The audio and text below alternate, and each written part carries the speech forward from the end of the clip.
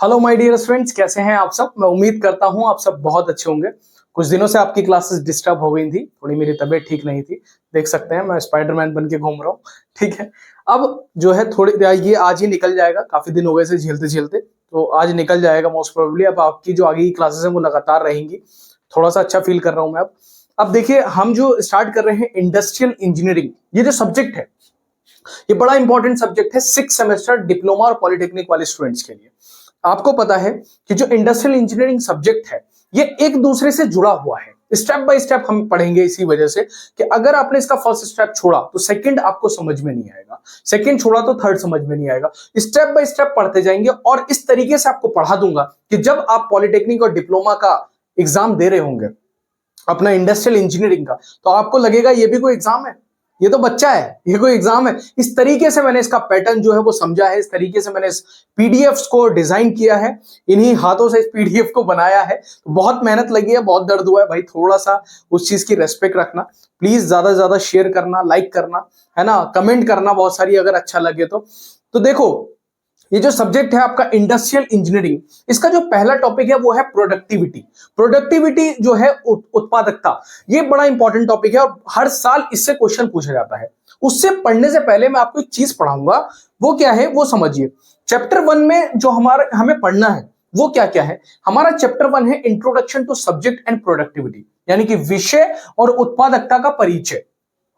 तो जो हमारा विषय है इंडस्ट्रियल इंजीनियरिंग वो क्या है, सबसे पहले तो ये समझना है। उसके बाद प्रोडक्टिविटी क्या है, उत्पादकता क्या है, वो हमें समझना है। ठीक है, अब धीरे धीरे क्या है, तुम्हारा 6 सेमेस्टर कंप्लीट होने वाला है, फाइनल ईयर में हो तो ये फेज बड़ा अलग होता है लाइफ का। इसमें क्या होता है, तुम्हारा कॉलेज से रिश्ता नाता खत्म हो जाएगा 6 महीने के बाद, तो कुछ चीजें चेंज हो जाएंगी, आपके फ्रेंड्स अलग अलग हो जाएंगे, कुछ घर चले जाएंगे, कुछ जॉब पर जाएंगे, कुछ तैयारी करने जाएंगे।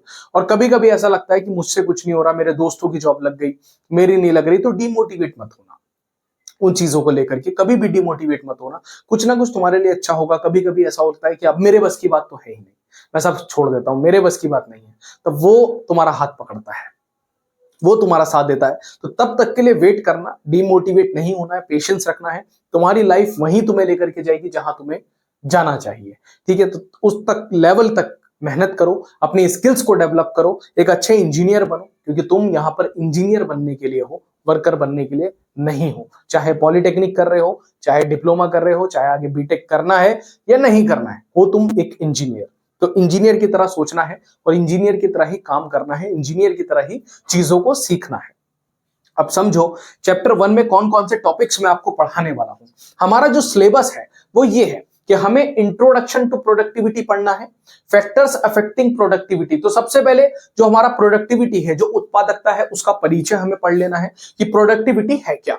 उसके बाद कौन कौन से उत्पादकता पे जो कारक हैं, कौन कौन से ऐसे कारक हैं जो उसको प्रभावित करते हैं, वो हमें पढ़ने हैं। उसके बाद प्रैक्टिकल मेजरमेंट ऑफ प्रोडक्टिविटी, उत्पादकता का व्यवहारिक माप क्या है, ये हमें पढ़ लेना है। फिर हम पढ़ेंगे डिफरेंस, कौन सा डिफरेंस किस किस के बीच में, कि प्रोडक्शन और प्रोडक्टिविटी के बीच में क्या फर्क होता है, क्या डिफरेंस होता है। ये हमारा टॉपिक है, एक अलग लेक्चर में इस पे आपको पढ़ाऊंगा पूरा। तो ये भी एग्जाम में बहुत ज्यादा पूछा जाता है। उसके बाद causes of low productivity and methods to improve productivity. तो जो हमारी प्रोडक्टिविटी अगर कम हो रही है, उत्पादकता कम हो रही है, तो उसके क्या क्या कारण हैं और किस किस तरीके से उसको हम बढ़ावा दे सकते हैं, उसको बढ़ा सकते हैं, क्या सुधार हम उसमें कर सकते हैं। उसके बाद contribution of standardisation in improving productivity. तो स्टैंडर्डाइजेशन जो होता है हमारा, जो हमारा मानकीकरण होता है, उसका क्या महत्व है उत्पादकता में, ये हम पढ़ेंगे। तो ये चैप्टर 1 हमारा यहां पर पूरा फिनिश हो जाएगा अगर इतना आपने पढ़ लिया तो। क्लियर हुआ। सबसे पहले सिलेबस क्लियर आपको होना चाहिए कि आपको पढ़ना क्या है। सिलेबस मैं उम्मीद करता हूं आपको क्लियर हो गया होगा। अब देखते हैं सबसे पहले इंडस्ट्री। आप पहले मुझे एक चीज बताइए, इंडस्ट्री की बात अभी करेंगे, आप में से कितनों ने ये वर्ड सुना है, ये मुझे बताइए। इंडस्ट्रियल एरिया, ये वर्ड कितने लोगों ने सुना है आप में से। इंडस्ट्रियल एरिया अगर सुना है कमेंट करके बताइए कि हाँ सर हमने ये वर्ड सुना है, इंडस्ट्रियल एरिया। इंडस्ट्रियल एरिया आप सुनेंगे कि जब आप जॉब करने कहीं पर जाएंगे तो आपसे बोला जाएगा कि भाई वहां पे इंडस्ट्रियल एरिया है, वहां जाकर के ट्राई करो। इंडस्ट्रियल एरिया कौन सा एरिया होता है, जहां पर बहुत सारी कंपनीज एक साथ काम कर रही होती है, बहुत सारी पास पास में कंपनीज होती है। तो उनको एक एरिया बना दिया जाता है, उस एरिया को हम बोल देते हैं industrial area.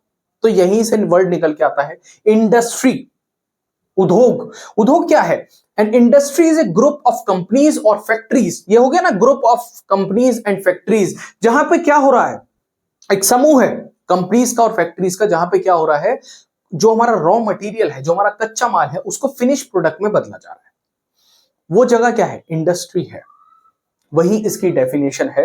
N industry is a group of companies और factories that are concerned with the processing और conversion of raw material into finish और final goods and services by involving group of industrial processes.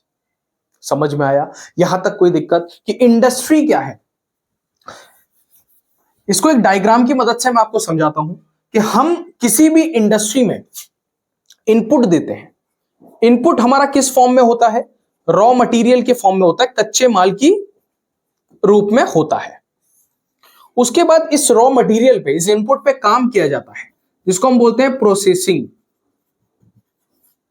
Processing होती है, काम होता है भाई, finishing होती है, कटिंग होती है, मैन्युफैक्चरिंग होती है, सारा काम होता है। उसके बाद हमें एक आउटपुट मिलता है और उस आउटपुट के रूप में हमें मिलता है एक फिनिश प्रोडक्ट। इस पूरी प्रोसेस को ही हम क्या बोलते हैं? इंडस्ट्री बोलते हैं। समझ में आया? क्लियर हुआ? यस सर, हमें क्लियर हुआ। ठीक है। तो उद्योग कंपनियों या कारकों का एक समूह है जो औद्योगिक प्रक्रियाओं के समूह को शामिल करके कच्चे माल के प्रसंस्करण या तैयार या अंतिम माल और सेवाओं में परिवर्तित करने से संबंधित है। ठीक है। तो ये क्या है? एक प्रसंस्करण है, जहां पे क्या हो रहा है, कच्चा माल तैयार किया जा रहा है, किसके रूप में? एक फिनिश प्रोडक्ट के रूप में। यह है इंडस्ट्री। अब वही चीज हम क्या है, हमारा सब्जेक्ट है। हमारा सब्जेक्ट क्या है? हमारा सब्जेक्ट है इंडस्ट्रियल इंजीनियरिंग, औद्योगिक इंजीनियरिंग। हमें पढ़नी है औद्योगिक इंजीनियरिंग, और ये बहुत इंपॉर्टेंट है। जब आप फील्ड में जाएंगे तो आपके बहुत काम आएगी। इंडस्ट्रियल इंजीनियरिंग क्या है बच्चों? Industrial engineering is the branch of engineering that deals with the design and development, improving implementation and evolution of integrated system of people, knowledge, skills, equipment, energy, material and process। Sir सब कुछ खिचड़ी बन गई भाई। देखो, industrial engineering क्या है? एक engineering की ब्रांच है जिसका इस्तेमाल प्रोडक्टिविटी को बढ़ाने के लिए किया जाता है। ठीक है। जिसका काम क्या है? प्रोडक्टिविटी को बढ़ाना है।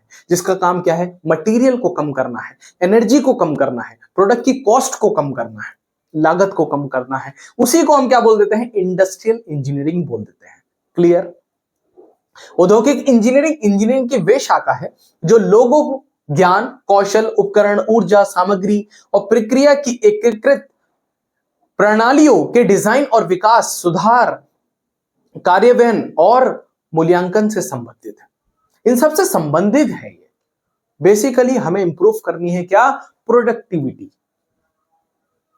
प्रोडक्टिविटी को हमें पढ़ाना है। अब समझो आगे।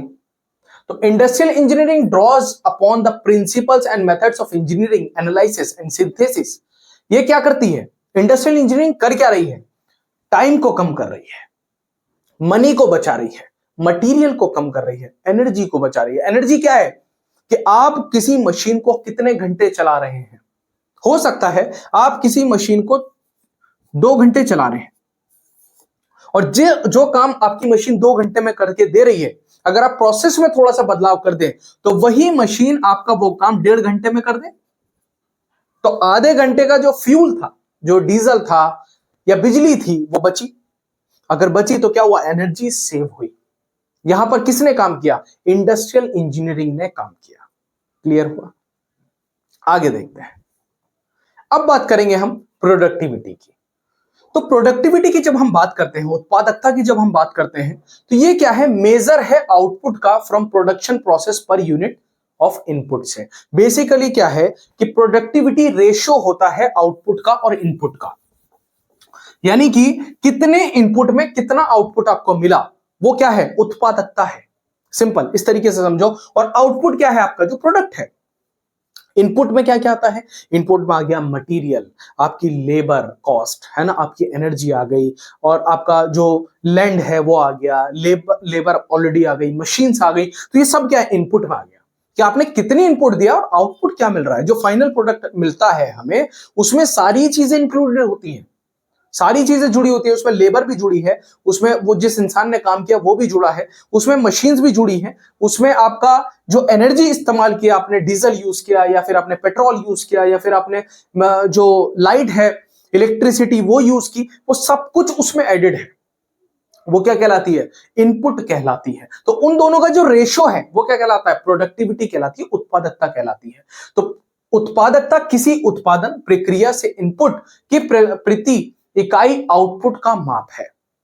ठीक है। अब प्रोडक्टिविटी हम किसी भी चीज की पता कर सकते हैं, प्रोडक्टिविटी किसी भी चीज की पता की जा सकती है, इंडिविजुअली भी हम उसका पता कर सकते हैं।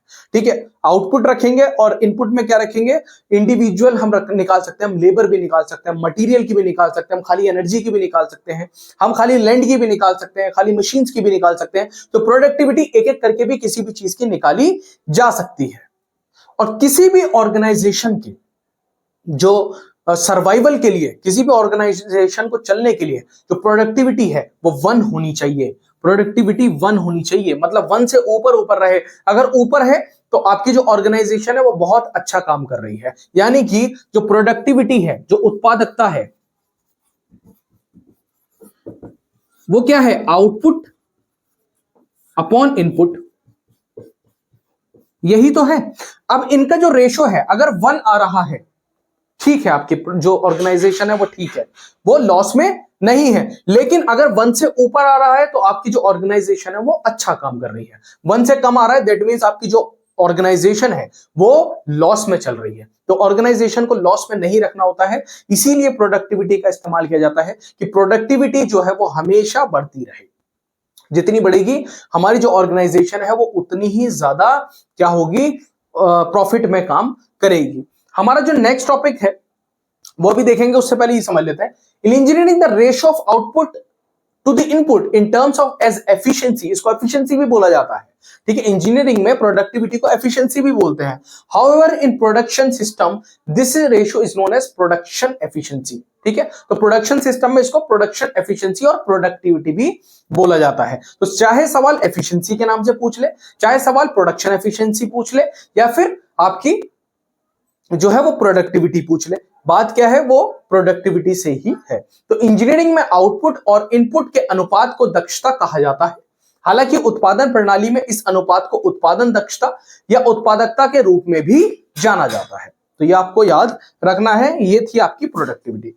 अब कौन कौन से फैक्टर्स हैं जो प्रोडक्टिविटी पे इफेक्ट करते हैं, असर डालते हैं, वो आपको समझा देते हैं। देखिए, बेसिकली 2 प्रोडक्ट है, ये 2 फैक्टर्स हैं जो हमारी प्रोडक्टिविटी है उस पर इफेक्ट डालते हैं। इसके लिए मैं अलग से एक लेक्चर बना रहा हूं, वो आपको पूरा देखना, जस्ट इसके बाद आएगा। ठीक है। इतना थोड़ा मेरे हाथ में जो पेन हो रहा है वो भी कम हो जाएगा, तो बहुत जल्दी आपका लेक्चर मैं अपलोड कर दूंगा।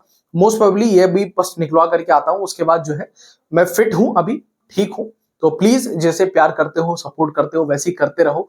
बहुत ज्यादा दुआओं का असर हुआ है, दुआओं ने बचा लिया है, तो ऐसे ही करते रहो, प्रे करते रहो। तो बच्चों, मिलते हैं अपने नेक्स्ट लेक्चर में। तब तक के लिए जय हिंद, जय भारत।